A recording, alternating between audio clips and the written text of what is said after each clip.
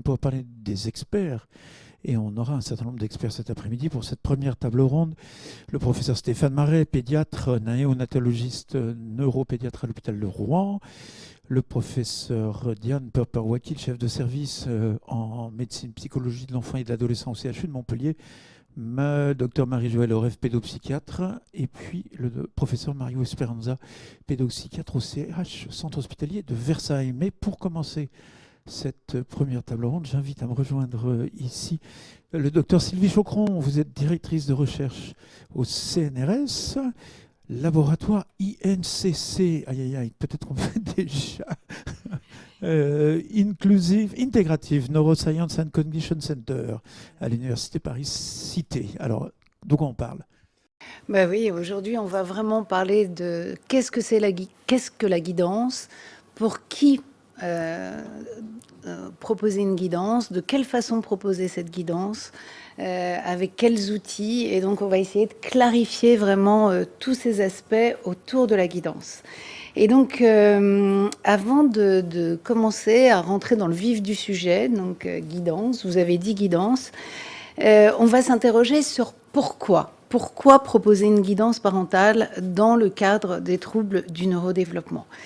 Et pour essayer de répondre à cette question, on va commencer par une très courte vidéo d'une maman. Et puis juste après, on essayera de se poser la question de ce pourquoi. Cette maman, alors c'est un cas que je connais très bien et que le professeur Stéphane Marais connaît très bien, parce que cette maman, grâce à la cohorte Marianne, qui est pilotée par le professeur Amaria Bagdadli, elle a une petite fille qui, à l'âge de 3 mois, via cette cohorte Marianne, qui suit les bébés qui naissent dans une famille où il y a déjà un enfant qui a un trouble du neurodéveloppement, elle a pu être vue en consultation par le professeur Marais, qui immédiatement a détecté la présence, enfin qui a suspecté la présence de troubles neurovisuels. C'était une très forte suspicion, qui ensuite, via l'association Les Yeux dans la Tête, me l'a adressée en consultation. Et dans le cadre des troubles neurovisuels, qui est le sujet que je connais le mieux, effectivement, on peut apprendre aux parents à stimuler leur enfant de manière tout à fait adaptée, et on peut véritablement changer la trajectoire développementale de ces enfants. Et donc, cette maman a 4 enfants. Les 2 premiers ont été diagnostiqués avec des troubles du neurodéveloppement. Le 3e a une suspicion aussi de diagnostic, et la 4e avait déjà une anomalie de sa trajectoire développementale visible par la présence de troubles neurovisuels en particulier. Donc du coup, la première question qu'on peut se poser, c'est donc pourquoi proposer une guidance parentale? Et donc là, vous allez voir... Vous avez la question qui va apparaître. Voilà, vous allez voir et apparaître vous la avez question. 4 réponses possibles. Est-ce que la question apparaît? Oui, voilà, elle apparaît. Première possibilité, vous pouvez proposer une guidance parentale pour éviter une prise en charge par un professionnel. Deuxième possibilité, pour se substituer à une prise en charge éducative en milieu scolaire. Troisième possibilité, pour renforcer les compétences parentales et soutenir le développement de l'enfant. Et quatrième possibilité, pour impliquer les parents dans la prise en charge.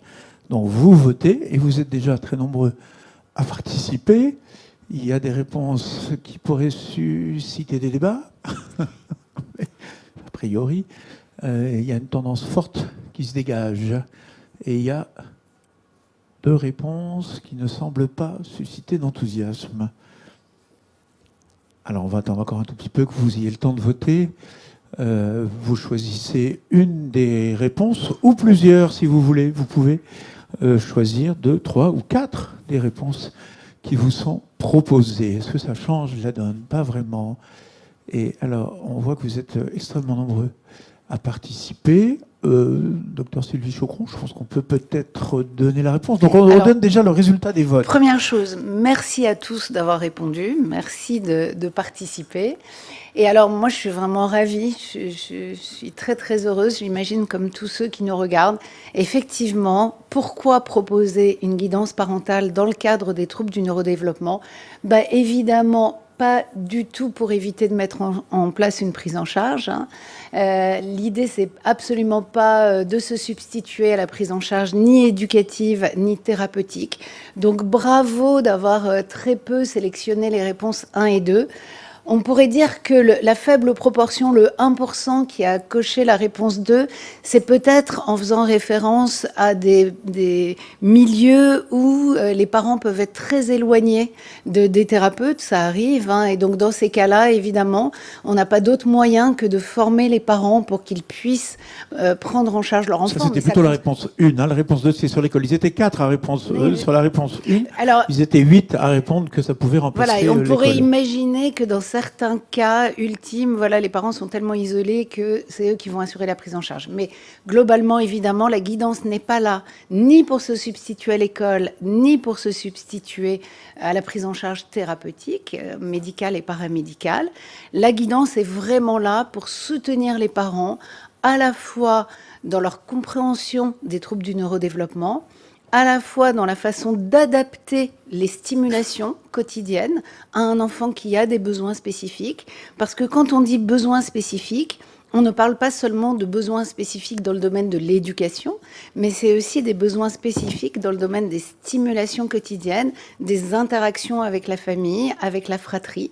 Et donc, de ce point de vue-là, la guidance va énormément aider les parents.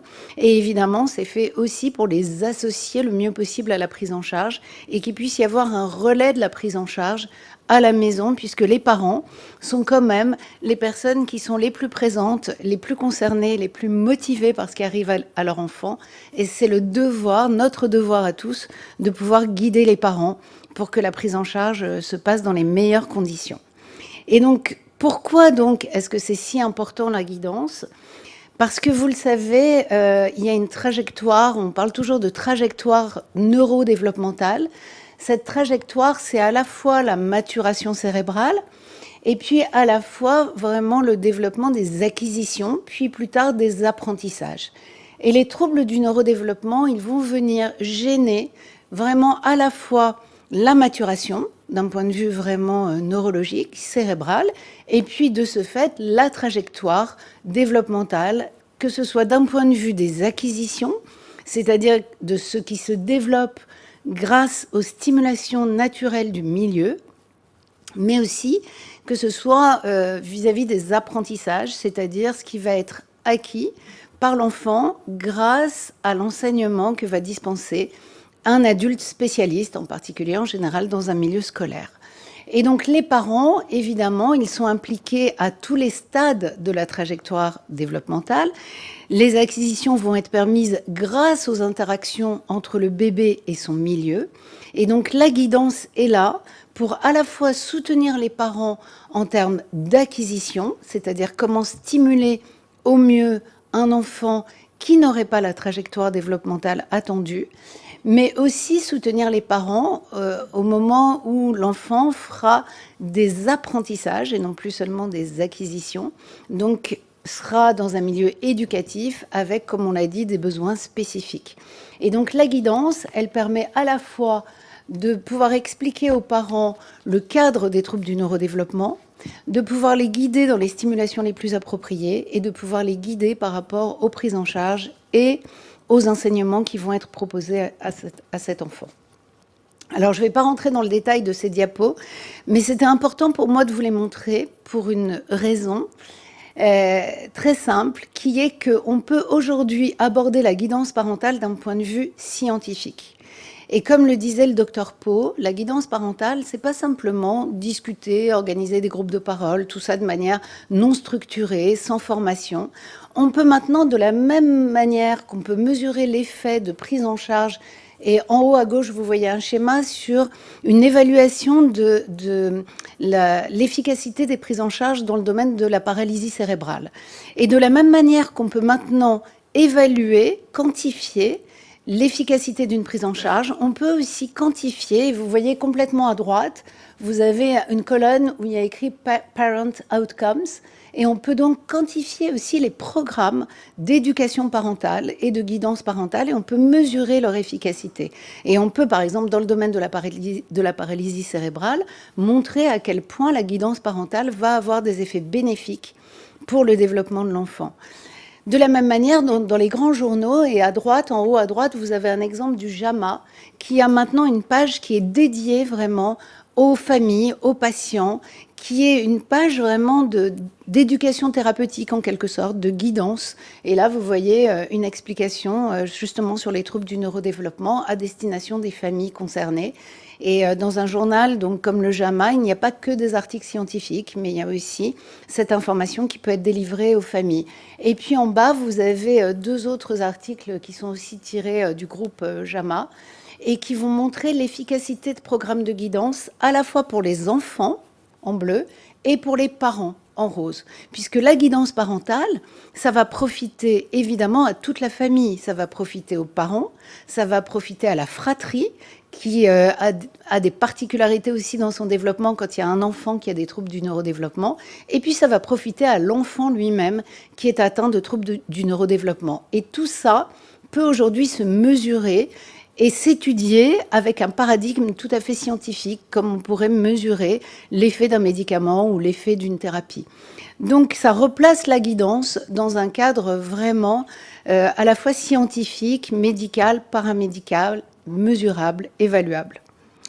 Et donc, pour aborder cette question de la guidance, on va donc, à travers les différentes présentations que M. Lockman a citées tout à l'heure et qui vont être faites au cours de ces tables rondes, on va pouvoir donc approfondir cette question du pourquoi la guidance. On va discuter en particulier aussi des types de guidance qui peuvent être personnalisés, qui peuvent être plus standardisés, c'est-à-dire s'adresser au plus grand nombre, qui peuvent être générales ou spécifiques, qui peuvent être réalisées de manière individuelle ou en groupe, en présentiel ou en distanciel, qui peuvent être réalisées par différents professionnels, et on le verra, ça nécessite aussi une formation. Et puis on discutera en particulier avec le professeur Stéphane Marais du moment auquel on peut proposer une guidance parentale. Je vous remercie. Merci beaucoup. Merci Sylvie Chaucron pour cette introduction.